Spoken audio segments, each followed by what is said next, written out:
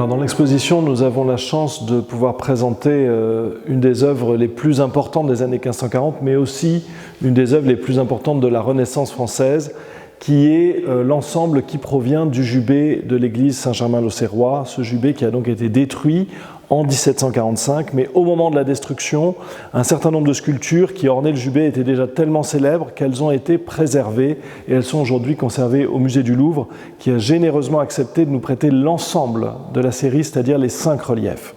Les 5 reliefs, ce sont donc une déploration sur le Christ mort qui était au centre du jubé, et 4 évangélistes que nous verrons ensuite, qui étaient sur les piédestaux de part et d'autre de ce relief. Là encore, nous sommes sur des reliefs qui étaient placés sur la balustrade du jubé, donc à au moins 4,50 mètres de haut. Donc ces œuvres sont extrêmement célèbres parce qu'il s'agit vraiment d'un manifeste de ce qu'on considère comme l'art français classique de la Renaissance, un manifeste qui est confié au sculpteur Jean Goujon. On le sait de manière claire parce qu'on a le contrat qui a été passé avec lui pour réaliser la sculpture. Là encore, le contrat nous dit qu'il y a un modèle, on ne sait pas qui est l'auteur du modèle, et on nous dit en revanche que c'est Jean Goujon qui est vraiment chargé de la mise en relief. Ça, on le sait parce qu'il y a d'autres œuvres qui sont confiées à d'autres sculpteurs sur le jubé. Et dans ce cas-là, aux autres, on va fournir un modèle en relief déjà préexistant à reproduire. Pour Goujon, on ne le fait pas. C'est donc lui qui va créer ce relief et qui va créer donc cet art extraordinaire que parfois on qualifie de grec. Enfin, tellement il y a une espèce de pureté dans ses formes. Alors c'est la pureté des corps nus, mais c'est aussi l'extraordinaire beauté des drapés qui sont des drapés extrêmement graphiques. Il y a d'autres éléments qui expliquent aussi ce caractère qu'on appelle parfois grec, de manière évidemment inexacte, il faut le dire, parce qu'on ne connaît pas la sculpture grecque à la Renaissance. Durant tout le XVIe siècle, la Grèce est sous le contrôle de l'Empire ottoman, donc sous le contrôle des Turcs. Il est très difficile pour un occidental d'accéder en Grèce. Donc il n'y a pas d'artistes qui vont étudier les monuments sur l'Acropole. Ce que les hommes de la Renaissance connaissent de l'art grec, ils ne le connaissent que par les œuvres qu'ils ont pu voir à Rome. Donc c'est une vision très partielle et très déformée.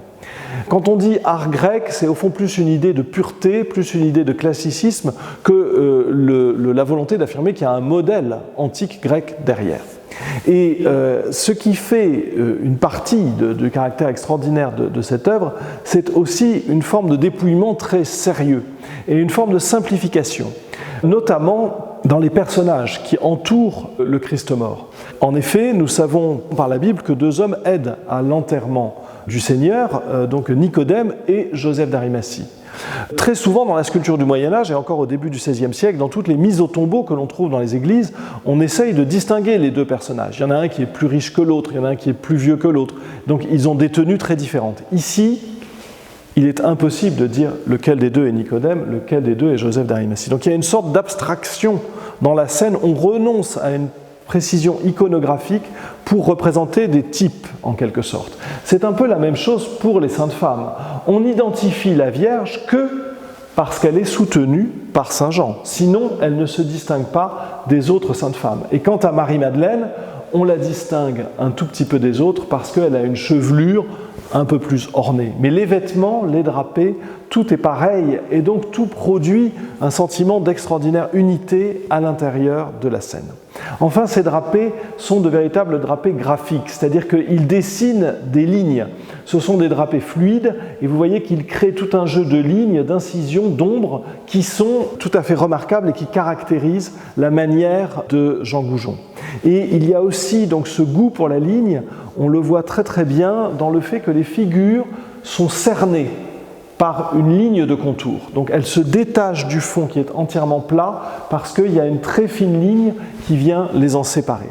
Donc Goujon, c'est l'homme de la ligne, c'est aussi l'homme du pointillé.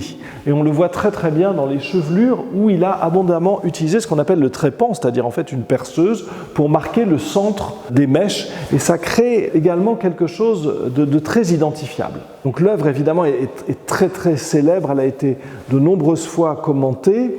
On a beaucoup insisté sur la virtuosité technique de Goujon. C'est vrai que le relief ne comporte en apparence aucune reprise. En réalité, lorsqu'on regarde de plus près, ça n'est pas tout à fait le cas. On constate que le sculpteur a fait des petites révisions, des révisions qui sont faites de manière très savante, mais il y en a deux qui sont quand même vraiment visibles. Il y a d'abord le pied gauche ici du personnage qui en fait est totalement réincrusté. Donc on a changé son pied et pour cela on est venu remettre un morceau de pierre, on a fait une greffe en quelque sorte dans la sculpture. Et puis il y a un autre changement qui est plus difficile à expliquer. Est-ce qu'il s'est trompé? Est-ce qu'il a eu un problème dans le bloc? Est-ce qu'il n'a pas été satisfait? Il a refait l'oreille de Marie-Madeleine et donc il a fait une petite pièce rectangulaire qu'il est venu intégrer dans son bloc. Donc souvent on a l'impression que la pierre c'est totalement fait en une seule fois, qu'on ne peut rien changer. En réalité, on a quand même la possibilité de faire des petites transformations qui se voient assez peu. Alors, elles se voyaient peut-être encore moins à l'origine parce que le relief, aujourd'hui, nous apparaît intégralement nu. On voit la matière même de la pierre sur l'ensemble du relief. On peut se demander si c'était le cas lorsque Goujon l'a créé. On sait en effet que jusqu'à la fin du XVIIIe siècle, le relief était recouvert de dorures et qu'il était même massivement doré, puisque tout ce qui était en relief était doré. Seul le fond était resté couleur pierre. Ça explique d'ailleurs la présence de ce petit arbre, qui est un peu curieuse peut-être aujourd'hui, mais qui devait prendre un relief plus important lorsqu'il était doré. Toute la question est de savoir si cette dorure est une adjonction qui a été faite au XVIIe ou au XVIIIe siècle, ou si elle est d'origine. Déjà à la fin du XVIIe siècle, cette dorure était très critiquée et donc pendant longtemps on a pensé qu'elle avait été rajoutée après coup. Mais en réalité, un document qui a été relu dans le cadre de la préparation de l'exposition permet de conclure qu'en 1614, on avait déjà entrepris de redorer les figures, ce qui implique qu'elles étaient déjà dorées avant. Or, ce travail de dorure ne se faisant pas tous les jours, 1614, on commence à être assez proche des années 1540, années donc durant lesquelles ont été faits le relief. On peut donc se demander s'il n'y avait pas un effet tout à fait différent. À l'origine, toutes les parties en relief étaient peut-être dorées et seul le fond restait couleur pierre. Ça devait aussi contribuer un peu à changer la perception grecque que nous pouvons avoir aujourd'hui de cette sculpture et ça rappelle l'importance de cette question de la couleur et de la lumière dans la sculpture.